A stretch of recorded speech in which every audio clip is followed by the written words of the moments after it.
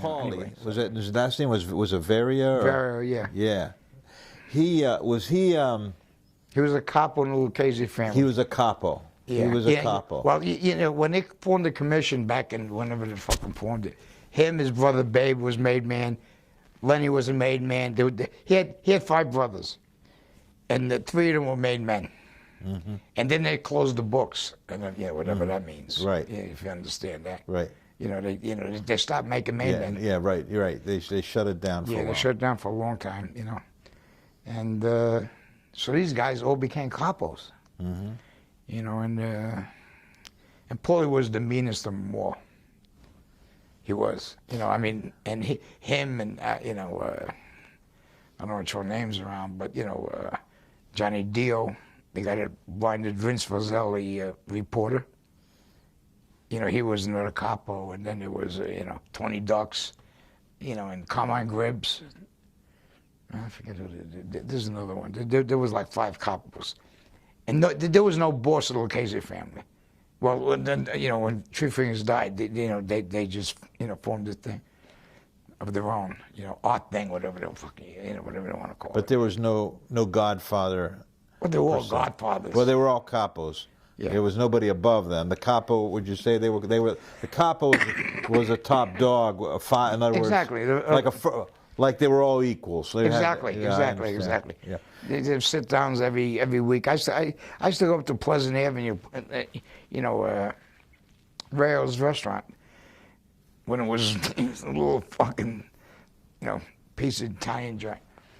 And they used to sit down all the time and talk business. And I used to try to get up to leave because I don't want to be in, I don't want to hear what the fuck they're talking about. No, Henry, you can stay. They used to chase everybody else. What the fuck I want to stay for? You know what I mean? They listen to them bullshit and cut up, whack up whatever the fuck they whacked up. You know what I mean? Money, this, that. One guy had the numbers, and another guy had the fucking drugs, another guy had the bookmaking. It was fucked up. It was really fucked up. Henry, what was your title and like your position? What would be the name for that? I was an earner. I ain't gonna say I was a soldier. Even though. What's the difference between a soldier and an earner? Well, soldiers. He could possibly be made a made man. You know what I mean? That's the difference. You were an associate. Associate, yeah. You were an associate. And I tried to the fact that you were not full-blooded Italian, you could not become a made man. Yeah, but Paul used to tell everybody I was his nephew. So no one ever could. They thought Henry Hill was a fucking, another name. Yeah, makeup, because everybody had, nicknames and, right. This and that. And he used to tell everybody I was his nephew, Paulie, thanks, which opened a lot of doors for me in the city, Paulie was Paul Sorvino in the movie Goodfellas, right? Yeah, Paul Sorvino played Paul Vario. Paulie, and then his brother was Tutti. Tutti. But who's? They changed the names a little bit. In other words, did he have a real brother named Tutti? Yeah. Okay. Tutti had a wooden leg. Okay. He got his leg blown off. Tutti happened to went to war in Korea or some fucking war Korea, and he lost a leg, and he was a cool dude, Tutti.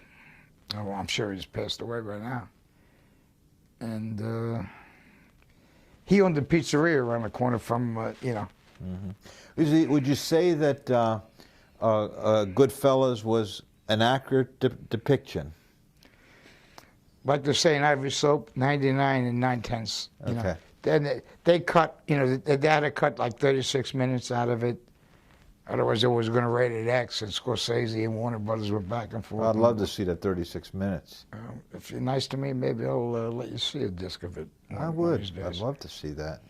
But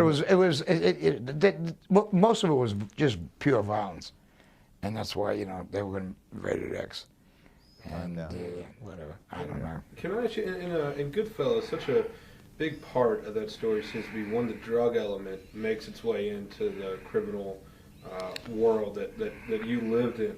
How did that creep in, and how did you see kind of like the criminal element kind of change? Let me tell you something. The Luchese family handled all the drugs up in Harlem.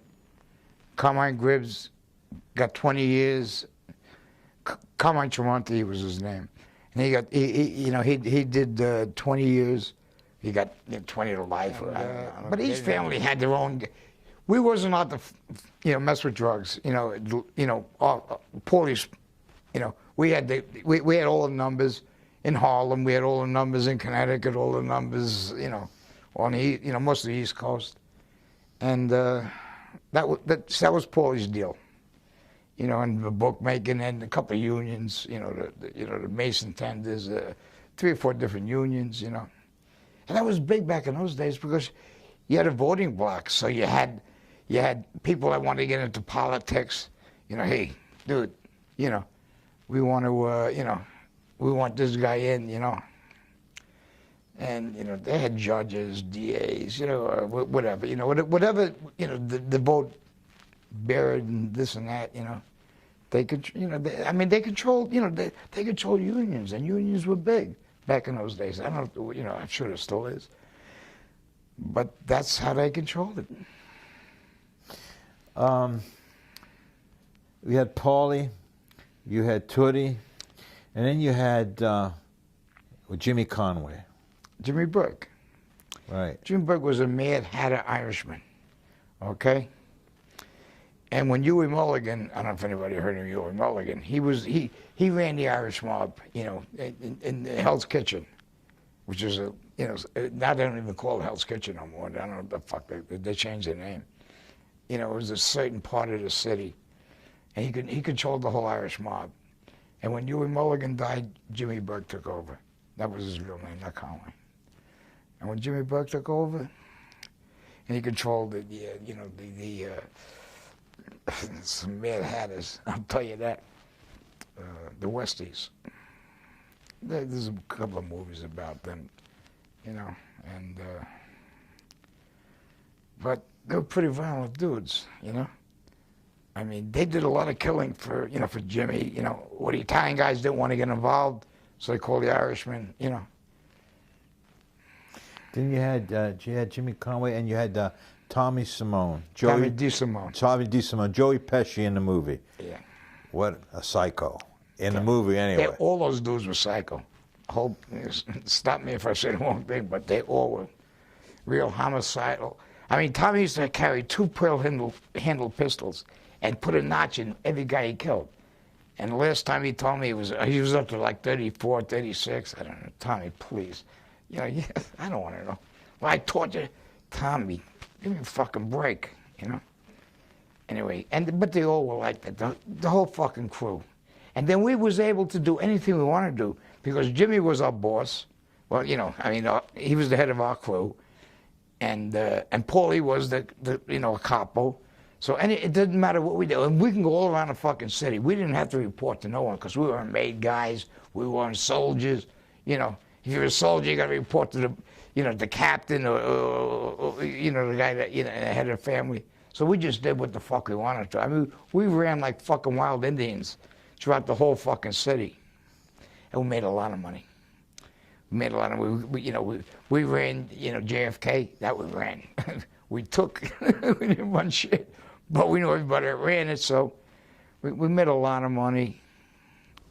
Robbed a lot of airlines. Every fucking airline we robbed was one bigger than the next one. You know what I mean? And just and hijacking, that was Jimmy's game. He loved to hijack. Hijack sometimes 2 trucks a day, full of razor blades, aspirins, Kotex, minks. It didn't matter. We took anything that was worth, and we knew the manifest. Before the fucking truck got out of the airport, we knew exactly where we was going to stop for coffee. We had a route, Watch, it didn't matter, Dunhill lighters, we took a fucking load of Dunhill lighters one time.